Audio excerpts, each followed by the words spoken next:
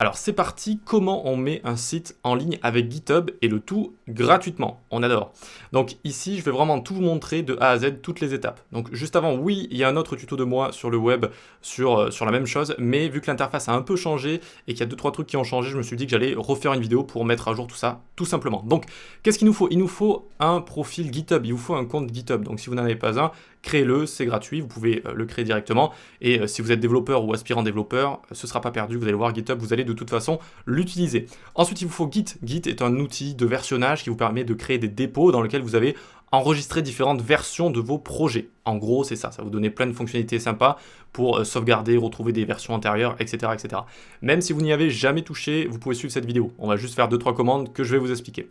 Donc, download for Windows ou Mac ou tout ce que vous voulez, et vous allez pouvoir l'utiliser. Donc, une fois qu'on a ça, on a un compte GitHub, on a Git d'installer sur notre machine. Qu'est-ce qu'on fait? Eh bien, on va se créer un dossier, tout simplement. Donc, je viens ici, je me crée un dossier. En fait, on va se créer un site à mettre en ligne.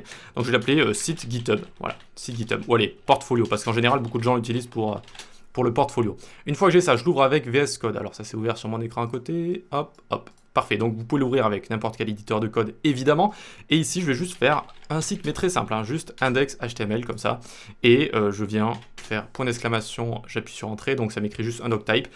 En H1, mon magnifique portfolio, allez, juste mon portfolio. On va éviter de troller. Mon portfolio comme ça, très bien. Donc j'ai un index HTML, super, ça suffit pour afficher un site en ligne. Donc c'est parti, on a envie de le mettre en ligne, comment on fait?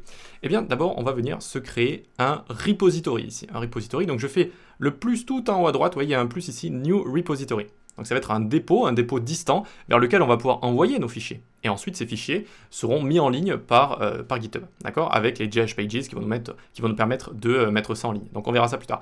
Donc ici, le nom, on peut l'appeler ça portfolio. Alors j'ai peut-être déjà un repo qui s'appelle portfolio. Donc je vais appeler ça portfolio GitHub YouTube. Voilà, comme ça je suis sûr de ne pas me tromper.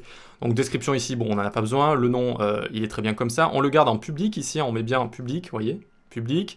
Ensuite ici on met pas de readme, etc. C'est vraiment juste pour créer un dépôt de base. Donc on peut cliquer sur Create Repository ici. Voilà, hop, et ça nous crée comme ça un repo. Alors si la première fois que vous arrivez ici, vous dites waouh, qu'est-ce qui se passe? Il y a plein de boutons partout, il y a plein de choses ici. Eh bien la seule chose qui nous intéresse, c'est ceci, d'accord? Comment on va pouvoir envoyer notre dépôt local ici vers notre dépôt distant qu'on vient de créer? Eh bien, en fait, on va suivre ces instructions. C'est aussi simple que ça. Donc ici, il faut ouvrir un terminal qui soit lié à notre dossier. Il faut l'ouvrir sur notre dossier. On peut utiliser CMD avec Windows et ouvrir le terminal et puis faire CD, tatati tatata, jusqu'à arriver à mon dossier. On peut aussi avec VS Code. Alors, s'il veut bien me montrer ici le menu, il y a écrit Terminal tout en haut, New Terminal. Et vous voyez qu'on peut se faire un terminal intégré juste ici. Et donc, on n'a pas besoin, du coup, de faire CD, Users, Enzo Pro, etc., etc. Vous voyez que j'y arrive directement. Parfait, génial. Ok, une fois qu'on a ça, on suit des instructions. Vu qu'on a Git, on peut utiliser les commandes de Git. Donc ici, je fais Git init.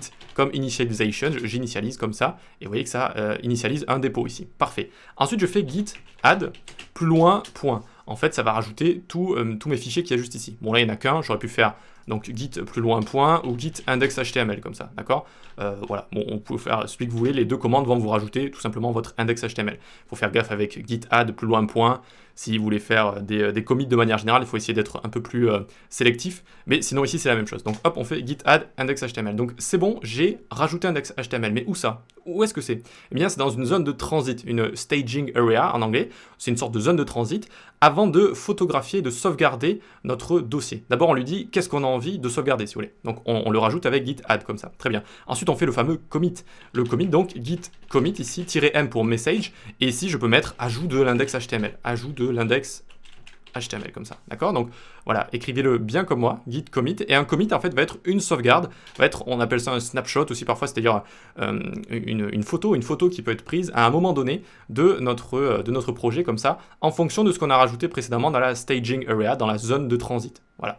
Et donc une fois qu'on a ça, il va falloir ensuite écrire git branch-m main, donc c'est ça qui a changé entre autres. Alors, avant, la branche de base sur laquelle on se trouvait, alors c'est toujours le cas sur Git, ça s'appelle la branche master. Maintenant, GitHub n'a plus envie d'utiliser la branche master, ils veulent utiliser la branche main. Voilà, pour des raisons, il y a plein de vidéos qui en parlent, je ne vais pas en parler ici. Donc, très bien, et il va falloir renommer notre branche ici de master en main. Voilà, c'est pas obligatoire, mais ici, il vous le propose, donc on va le faire comme ça. On va obéir comme ça à ces différentes commandes. Donc je copie, je colle, et git branch m-main, en fait, ça va renommer la branche sur laquelle je me trouve. Mais sur quelle branche je me trouve? Eh bien, je peux venir ici, j'appuie sur Entrée, hop, et je vois bien que je suis sur la branche master. Ok, je suis sur la branche master. Donc de base, elle s'appelle master, et regardez, maintenant, je fais la flèche du haut, hop, ici, et je fais -m main, et ça va la rename. Je refais git branch à nouveau. Oups, alors faites attention à ne pas vous tromper, git branch comme ça, et maintenant je suis sur main. Tout simplement, ça l'a renommé, voilà. Parce que GitHub veut que votre branche s'appelle main maintenant et plus master. C'est pas obligatoire encore, mais il vous le propose comme ça, donc autant le faire ici. Là, je peux appuyer sur CLS. Alors CLS, j'appuie sur Entrée, ça va clear comme ça mon terminal, très bien. Ensuite, ils nous disent git remote add origin, et en fait, ça, c'est l'URL qui se trouve juste ici. D'accord, c'est la même chose. C'est la même chose, c'est l'URL qui se trouve juste ici. Il va falloir lier mon dépôt local et mon dépôt distant. Il faut les lier. Et pour les lier, il faut que je rajoute une origine, comment on pourrait traduire ça en français? Ouais, que je rajoute une origine comme ça avec cette URL-là. Et c'est l'origine de mon dépôt distant. Donc les deux comme ça vont pouvoir être liés. Donc encore une fois, j'ai juste à copier. Je copie, je colle, j'appuie sur Entrée. Hop, c'est bon. Et enfin, maintenant que les deux sont liés, donc là, encore une fois, c'est la première fois que vous êtes sur GitHub, que vous venez vraiment de créer un compte et que vous venez de faire ça, ils vont vous demander, il va y avoir une petite fenêtre modèle qui va s'ouvrir et vous allez devoir renseigner votre email et votre mot de passe. Vous avez juste à faire ça et vous appuyez sur Entrée, c'est tout. Voilà, aussi simple que ça. Et donc, une fois que c'est lié, on peut push en fait notre dépôt local vers notre dépôt distant. Donc git push, comme ça on va l'envoyer. -u ça veut dire upstream, c'est-à-dire que ça va lier les streams de données, les flux de données si vous voulez, et vers notre origin main. Alors qu'est-ce que ça veut dire? On va envoyer nos données, on lit les flux, on les envoie vers notre origine qu'on a rajouté précédemment. Et qu'est-ce qu'on envoie? On envoie main. Main qui est notre branche principale qu'on vient de renommer. D'accord? Donc finalement tout ça c'est logique quand on comprend tout ça. Et pourquoi on rajoute -u? Parce que une fois qu'on a fait cette commande une fois, après on n'a plus besoin de rajouter u origin main si on a envie tout le temps de l'envoyer au même endroit. On n'a plus qu'à faire git push à chaque fois, ce qui est un peu plus rapide. Voilà, c'est tout. Ok, maintenant que je vous ai expliqué ça, hop, je copie, je colle, j'appuie sur Entrée comme ça. Tac. Et là, il va y avoir normalement quelques petits moulinages comme ça va charger un petit peu, et normalement, si vous n'avez pas d'erreur ou quoi que ce soit, eh bien, on va pouvoir actualiser. Attention, hop, j'actualise, et regardez ce qui s'est passé ici, tac.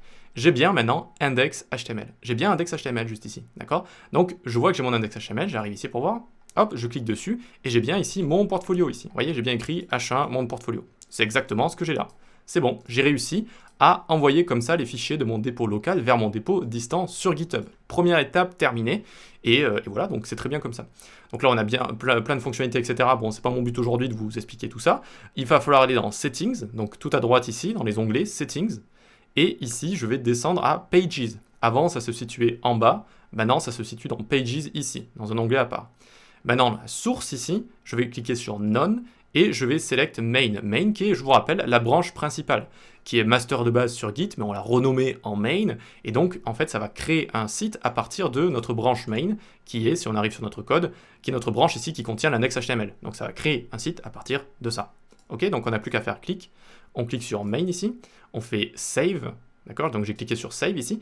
Donc là, normalement, en bleu, ça va charger pendant un petit moment. Alors parfois, c'est instantané, parfois, ça met 1 minute, 2 minutes, peut-être même 5 minutes parfois, mais en général, c'est assez rapide.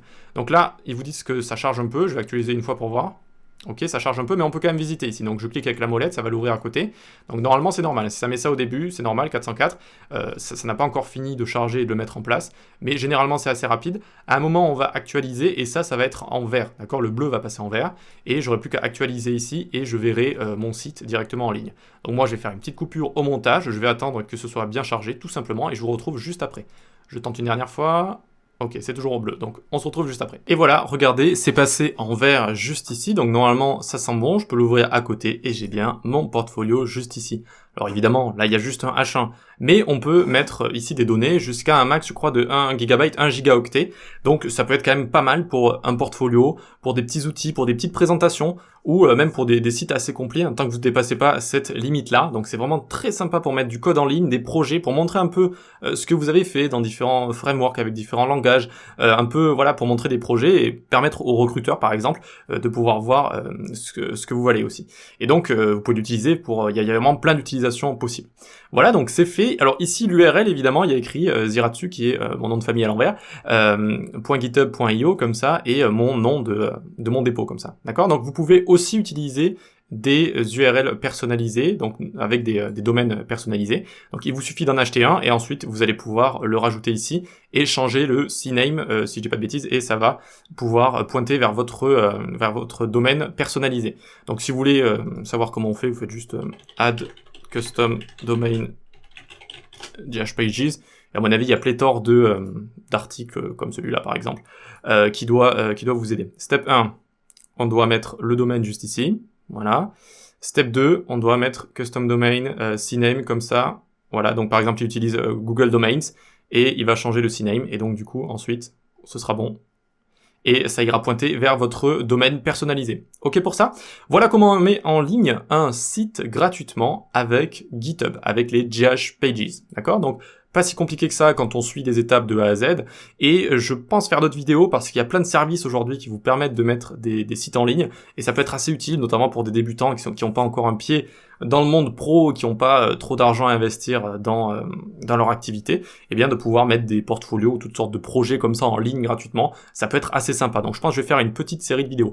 Celle-ci c'était vraiment pour mettre à jour l'autre vidéo, parce que dans l'autre vidéo je parlais pas de main et master, si j'ai pas de bêtises, c'était pas encore tout à fait sorti sur GitHub, et Pages ici se trouvait à un autre endroit, donc je me suis dit bon, autant en refaire une. J'espère que ça vous a plu, très bien. Rejoignez le Discord, on parle développement web, développement de manière générale, on parle UX, on parle web design, on rigole aussi, on s'amuse bien.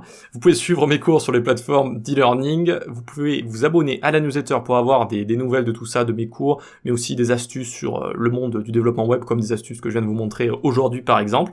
Super, prenez soin de vous, à la prochaine.